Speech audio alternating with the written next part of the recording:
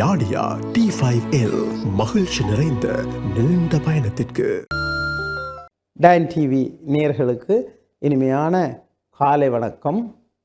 எமது மண்ணிலே நாங்களே எமது காலில் நிற்பதற்கான ஒரு சவால்களை சாதனையாக்குதல், சவால்களை சாதகமாக்குதல், இதுதான் உளவியலின் ஆக உயர்ந்த ஆளுமையின் ஆற்றல். ஆக இப்பொழுது ஒரு மிகப்பெரிய சவால் எமது மண்ணிலும் எமது நாட்டிலும் ஏற்பட்டு விட்டது. ஆக அங்கே யுத்தம் நடைபெற இங்கே அந்த எண்ணெய் விநியோகம் சீர் இல்லாமல் இருக்க, ஆக மிகப்பெரிய QR கோட் அடுத்த நடவடிக்கையாக இலங்கையினுடைய பொருளாதாரம் அப்படியும் இப்படியும் தானே. ஆக இப்போ புதன்கிழமைகளிலே அரச நிறுவனங்கள் ஏனைய நிறுவனங்கள் செயற்படாமல் அல்லது வீட்டிலிருந்து செயற்படுகின்ற ஒரு சூழல் வந்துவிட்டது. இந்த சவால் நிறைந்த இந்த பிரச்சனைகள் நிகழ்கின்ற சூழலில் நாங்கள் எவ்வாறு இயல்பாக்கி கொள்ளுதல்? பலர் குழப்பமடைகின்றனர், வேதனைப்படுகின்றனர், உளவியல் ரீதியாக பாதிப்படைகின்றனர். ஆக பெட்ரோல் செட்டில் முதல் லைன்ல நின்று எவ்வளவு பட்டம் பாடு அடிபட்டம். ஆக இந்த சூழலை எவ்வாறு வெற்றிகரமாக கையாளுதல், சூழலை கையாளுகின்ற சூழ்நிலைகளை கையாளுகின்ற ஆற்றல் தான் உளவியலின் வெற்றி. ஆக உளவியல் ரீதியாக மக்கள் இப்போ பாதிக்கப்பட்டிருக்கிறார்கள். பொருளாதார ரீதியான தாக்கம் ஏற்பட தொடங்கிவிட்டது. ஆக ஏழை மக்கள், அன்றாடம் உழைத்து சாப்பிடுபவர்கள் எவ்வாறு பாதுகாப்பாக உங்களை நீங்கள் வைத்திருக்க வேண்டும்? உணவு, கையிருப்பு, போசாக்கு, சுகாதாரம். அடுத்தது நடுத்தர மக்கள், உயர்மான மக்கள், இப்படி மூன்றா பிரிக்கலாம்.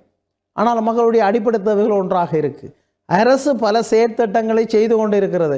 அரசு செய்யும் என்று நாங்கள் சும்மா இருக்க இயலாது. நாங்கள் யுத்த காலத்தில், ஈழப்போர் காலத்தில் எத்தனை பிரச்சனைகளை தாங்கினோம். ஆக எங்களுக்கு இது சின்ன விஷயம் இல்லை.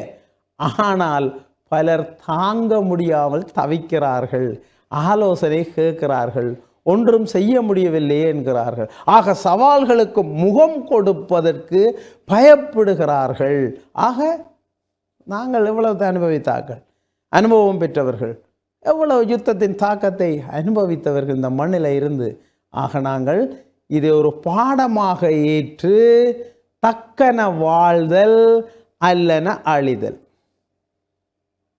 இது ஒரு உளவியல் கோட்பாடு. ஆக நாங்கள் தக்கன வாழ்தலுக்கு என்ன செய்ய வேண்டும்? சவால்களை சமாளிக்க வேண்டும், சவால்களை சாதனைகளாக்க வேண்டும். சிக்கனம். சரி, வீட்டில் தென்னை மரம் விறகுகள் இருந்துன்னு சொன்னால் ஒரு பக்கத்தில் விறகுகளை பயன்படுத்தி வீட்டு சமையலை செய்கிறது. கேஸ் தான் வேணும், மண்ணெண்ணெய் தான் வேணும், கரண்ட் தான் வேணும் என்றதுக்கு பதிலாக வெற்றிகரமாக நான் செய்கிறேன், சும்மா சொல்லல, நான் செய்கிறத தான் சொல்கிறேன். என்ற வீட்டை நீங்கள் வந்து பார்க்கலாம். நாங்கள் விறகுகளை சமைப்போம். தென்னை மரம் நிறைய இருக்குது வீட்டில், நாங்கள் விறகுகளை சமைக்கிறோம்.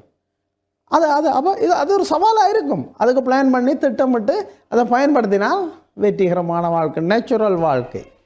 இதே போல இருக்கின்ற வளங்களை வினைத்திறனுடன் பயன்படுத்துதல், இது ஒரு மக்கள் எழுச்சியாக வரணும்.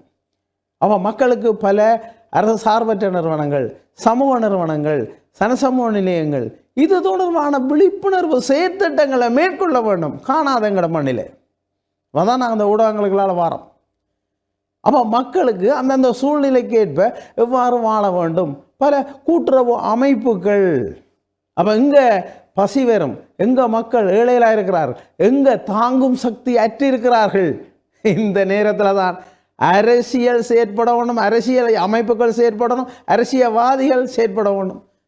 தமிழினத்துக்கு ஒருத்தரும் இந்த பிரபலம் தொடர்பாக ஒரு அரசியல் ரீதியான ஒரு விழிப்புணர்வு, கல்வி ரீதியான விழிப்புணர்வு, பொருளாதார ரீதியான விழிப்புணர்வு காண முடியவில்லை.